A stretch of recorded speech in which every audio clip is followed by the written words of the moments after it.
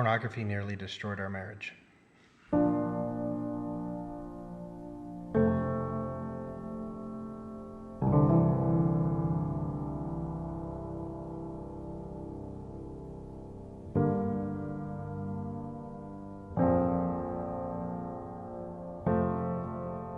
So honestly, like, it doesn't matter how many times you say it, it's still the same feeling that I feel sad, I feel angry, I feel like it shouldn't have happened.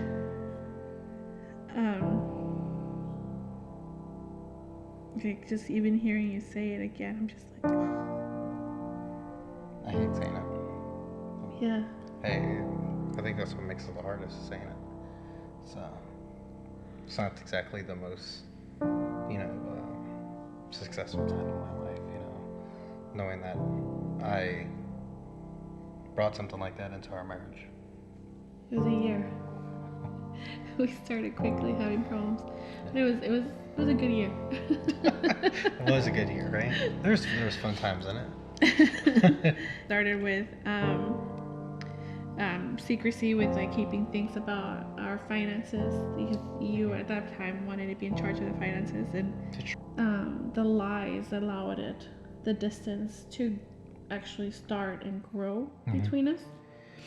And then when your moral compass is kind of like off course because you're not in one with each other, your decision making was just off. And I really thought that after your New York trip, I was like, this guy's gonna end up being unfaithful. That's the next thing that was gonna happen. And then I remember it was late evening. It was dark like it is right now. And you just something inside you was, you wanted to go for it. Like what there has to be more to this. It was your discernment. That's what it was. Yeah. Yeah. And then that's where, until finally the truth came out. I know why I hid. I mean, it's the hardest thing to say, but it's like, I do care about you and I do love you, and I love what we have in the marriage. So I felt the right thing to do was to hide it rather than let you know that, hey, this is what I struggle with. And now looking back on it, I think I don't think, I know it's shame, because it is shameful. And not only that, there's a part of me that is scared, that hey, I'm going to reveal something, this person's going to leave, and I didn't want you to leave. Like, I loved you. I mean, I get what I did, but I love you now, and I loved you then. Like, I think I hid because more of fear, more of fear that it wasn't going to be accepted. It wasn't going to, and not accepted as, oh, go ahead and keep going, doing it, but like, okay, let's problem solve this. Let's work it out. But more like, everything we've had so far is just going to go right down the toilet type deal. So at that moment, I felt sorry for him as a person, because I don't think anybody should feel that, and especially when he was telling me that it started when it was really young. I was like, what? No child should be going through that. No one should be introduced to that, especially not in your innocence. Like, no, you're supposed to be guarded by your, So that part, I felt sorry and empathy towards you, but then the wife part of me was like, I'm not gonna cuss, but it was, nothing nice, because it's a betrayal. I don't care if people are like, it's just porn. It's not. It's a betrayal, especially as a woman, with being intimate, like sexually intimate. The true sense of it, you're unguarded, you're open, you're vulnerable. And someone who, like me, who I haven't had, a father figure for years, I've had defense mechanisms and walls because I had to take care of myself. So being in this marriage with you, being completely open and trusting you, and then that trust is just destroyed. That was the hard part, because how can I trust you? That trust is broken. It took me to the edge, to the point that I started planning, separating funds aside so I can have some sort of financial cushion. I had an attorney, and I told them that I didn't think it was going to be a contested divorce. I was like, he's just going to do whatever I say.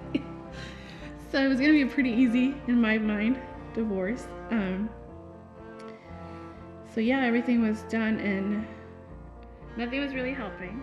I mean, like counseling, marriage seminar, talks with friends, like good people, Christian people, and nothing was really moving the needle as far as like my determination. And Julian was at the point that divorce is not an option, so we're gonna try everything. Yeah. He was more than open to try everything, and that's when he told us that our really good friends Tyson and Jules were gonna open up their home on Saturdays. Mm-hmm. And it was gonna be about Marriage courses or something like that. Yeah, we didn't really. He was really vague about it, but he's like, no, I think we should really go. And I said no, like right away. But then I started to think, like, when I meet God, I want to be able to tell him that I did try. Because those wedding vows, like, they did mean something to me, and I wanted to be able to face him and say I did try. And I was upset because you brought this up, and I was like, oh. I had just texted Jules like maybe 3 days before, and I told her, I was like, I'm gonna get a divorce. So you telling me like there's an opportunity in my consciousness, in my conscience, I just couldn't say no to it. So we went, and it was a fight to go. It was a fight on the way over there. We didn't even live that far away. Yeah. We're like 10 minutes away. It was so bad, and we walk in separate. Yeah, and I of course have my facade on. Yeah, you're happy. Good. You're everybody's friend. Hey guys, and I'm just like, oh, you walk in, and I walk in behind you, and that's when Ty's like, hey, thank you for being here. And that's when I told him, I was like, this better work, because if not, I'm getting a divorce. In those words, exactly. Yeah, like that's how I greeted him. Oh my God. Personally, when I learned that, and the whole fig leaf, and Adam, and then once they ate the fruit, and then they put the fig leaves on, and they're hiding and covering the scent, it was like, wow. Like, I was just like, I'd never read that as much as I've always read that verse. I have never interpreted or understood it like that. Like, this isn't just a story about creation and a pretty story of paradise. This is literally a story of a union that God designed from the beginning. Mm-hmm. And it's represented through marriage. It's been 3 years. Yeah. No, it's been longer than 3 years. No, 3 years. Actually, it's been 3 years since we went to that Saturday morning, and yeah, everything has completely changed. The whole being naked and unashamed, like, it's literally something that we do take seriously. We don't have secrets from each other, and our marriage is a safe space for us to be real. Okay, I think if we were just gonna tell somebody, or if we were to have anyone that needed help ask us like what to do with their marriage, I really think that I'm sure I would tell them to trust the word of God. I don't know anything else that gives you such a revolutionary view of marriage then went into war. Like, I don't know. Yeah. And the word of God does not return void. So that means that it's alive. It brings life. It's a breath of God. That's what the word is, right? You speak and it's breath. And it's a breath of God. And that's what gives you life. That's what gave life to Adolf.